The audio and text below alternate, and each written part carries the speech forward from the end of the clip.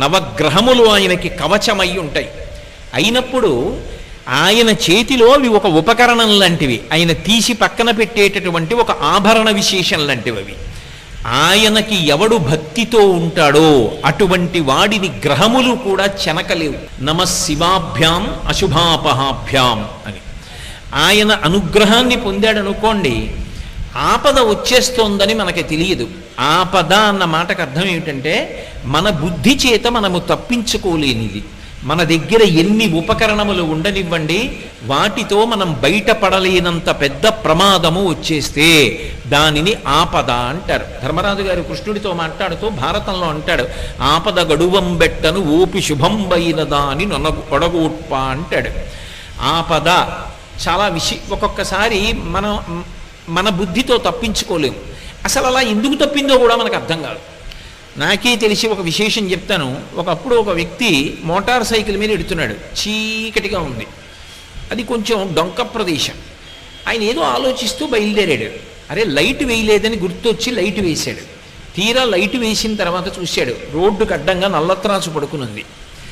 అక్కడ దాకా వెళ్ళిన తర్వాత ఇంకా ఆయన బుద్ధి పనిచేయలేదు. అకస్మాత్తుగా బ్రేక్ తొక్కాడు, బండి అయిపోయింది. నల్లత్రాసు అటు వెళ్ళిపోకుండా ఇలా వెనక్కి వచ్చింది, వెనక్కి వచ్చి పడగ విప్పింది. మోటార్ సైకిల్ మీద ఉన్నవాడు రెండు కాళ్ళు దాని మీద పెట్టడుగా, ఎప్పుడైతే ఆగిందో ఎడంకాలు కింద పెట్టాడు. ఎడంకాలు కింద పెట్టి బండి ఆపాడు. వెనక్కే వచ్చినటువంటి నల్లత్రాసు పడగ విప్పింది. ఇంకా మోటార్ సైకిల్ ఇంజిన్ పనిచేస్తోంది కాబట్టి శబ్దం వస్తోంది. అది ఇలా ఒకసారి చూసింది, ఇలా ఒకసారి చూసింది. పాదం సిద్ధంగా ఉంది, కొట్టచ్చు. కొట్టకుండా ఎందుకో వెనక్కి తీసేసి పక్కకి వెళ్ళిపోయింది. దానికి ఏం కారణం చెప్పాలి? అది కొట్టడానికి కొట్టకపోవడానికి మధ్యలో ఎవరున్నారు? అప్పుడు ఆ వ్యక్తి చదువుకున్నటువంటి విద్యార్హతలు తీసుకురాగలడా, లేకపోతే నాకు బ్యాంకులో ఇంత డబ్బు ఉందని తీసుకొచ్చి చూపిస్తాడా, నాకు ఇంత పరివారం ఉందని చూపిస్తాడా, నాకు ఇంత సరస్వతీ కటాక్షం ఉందని చూపిస్తాడా? ఏది కాపాడుతుంది? అది ఆపద అంటారు. ఆ సమయంలో పామా నువ్వు ఆయనను చెనకవద్దు, తప్పుకో, వెళ్ళిపో వెనక్కి అని శాసించగలిగిన వాడు ఒకడున్నాడు. వాడు నీ మాంసచక్షువుకు కనపడవచ్చు, కనపడకపోవచ్చు. అటువంటి వాడెవరున్నాడో వాడు మాత్రమే ఆపద తీసేస్తాడు. ఆపద చెప్పకుండా ఎలా తీస్తాడో శుభం ఇచ్చేటప్పుడు చెప్పకుండా అలా ఇస్తాడు.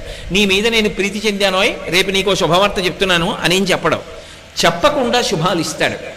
అలా శుభాలు ఇవ్వడం తప్ప అశుభం చెయ్యడం చేత కాని వాడెవరో ఆయన్ని శివ అని పిలుస్తాడు. శివారాధన చేయడం అలవాటుగా చాలా తరాల నుంచి మీ ఇంట్లో ఉన్న కారణం చేత యథార్థమునకు శరీర పతనమైపోవలసిన నీ భార్య శరీరము పడలేదు, అంతవరకు తీసుకెళ్ళి వదిలిపెట్టించేశాడు ఈశ్వరుడు. శివభక్తుడవు కనుక ఆయన అనుగ్రహము చేత గ్రహములు శాసింపబడ్డాయి, నీ భార్య బ్రతికిందన్నాడు. అంటే శివశాసనము అంత గొప్పది. అన్నపూర్ణ సమేత విశ్వేశ్వర స్వామివారి దేవస్థానంలో ప్రతి నెల త్రయోదశి అమావాస్య ముందు త్రయోదశి రోజున సాయంకాలం నందీశ్వరుడికి అభిషేకం జరుగును, మహానందీశ్వరుడికి అభిషేకం జరుగును. అలాగే ప్రతి అమావాస్య రోజు సాయంకాలం 6 గంటల నుండి 7 గంటల లోపు మాత్రమే కూష్మాండ దీపం కార్యక్రమం అనేది గలవు.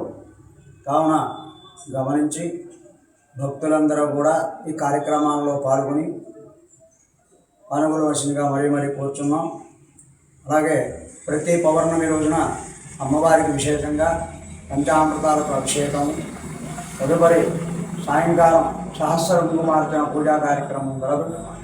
కావున పూజా కార్యక్రమాలన్నింటిలో పాల్గొని అమ్మవారి పరమేశ్వరుడి యొక్క ఆశీస్సులు పొంది తీర్థప్రసాదాలు స్వీకరించవలసిందిగా మరీ కోరుతున్నాం.